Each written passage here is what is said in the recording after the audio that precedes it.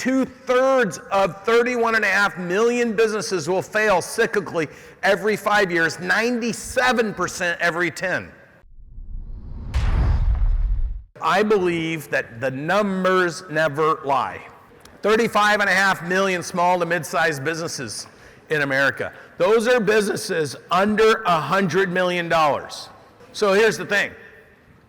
There's 31.5 million businesses under $100 million in size. So all of you are in this statistic based on how you raised your hand in my questions earlier. So this is very important to understand that 2/3 of 31.5 million businesses will fail cyclically every 5 years, 97% every 10. And the top 3 reasons they fail is no demand for product or service. The second reason is they always blame the employees, the lack of qualified or quality talent. And the third is they can't get money. I just want to give you like how the snowball starts small and gets big as it gains momentum. First of all, if you as the business owner cannot prove there's demand for your product or service, why the hell did you start your business in the first place? You did it not because you're excited about starting a business, but because you didn't want a boss. So you tried to find something you could go do. Otherwise, why would you do it? And then what kind of homework did you do if you had been in business for 6, 7, 8 years and there's no demand for your product or service? Do you guys agree with that? Like, whose fault is that? Exactly. Now, if I'm a business owner and I'm barely able to make a living, the average business owner makes under $75,000 a year. The average median household income is $79,000. Why would I leave my job taking care of my family to work for a business owner who makes less than my average household already makes? So you understand, law of attraction is a problem. You're not going to attract people that are already struggling to work with a business owner who's full on struggling. Now, that means you're not going to attract great people to your business. And then the third thing is, can't get financing. Well, what moron's going to give money to somebody who can't even prove there's demand for their own product or service? Like, nobody is going to give money to somebody who comes in, hey, can I get money because I can't make my business work? You guys agree with that? So really all this is, those 3 excuses are excuses. They're not reality.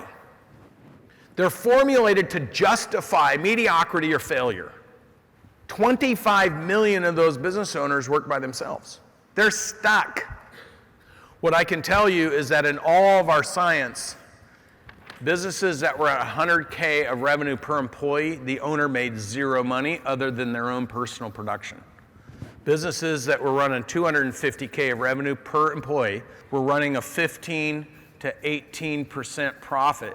And businesses at 500K, and this is over 4,000 different businesses, running between 30 to 45%, depending on the kind of business. Okay, if I'm going to start a business and I'm by myself, what's my revenue targets?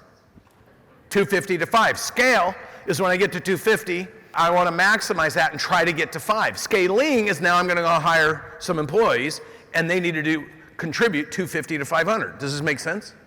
So 3 employees at 250 means I have a business doing what? Up to 1.5. If you learn some basic rules based on how to grow your businesses, you will not find yourself in trouble. But if you can't learn how to make 250, you're not going to have enough money to pay anybody to help you do anything else. We've broken down 4,000 businesses in research from 2009 to 2019. And what we wanted to understand is all the way from the first $100,000 of revenue, what needs to be in place, when it needs to be in place, where it needs to be in place, how it needs to be in place in order to break through each level of growth.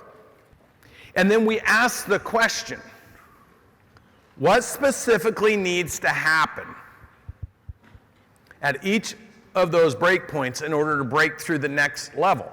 Because these breakpoints is what we notice statistically where the businesses get stuck. There's 31.5 million businesses in the United States under 100 million.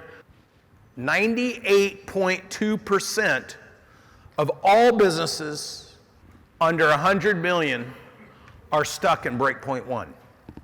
Does that mind boggle you? Now you understand why it's so hard to build your business?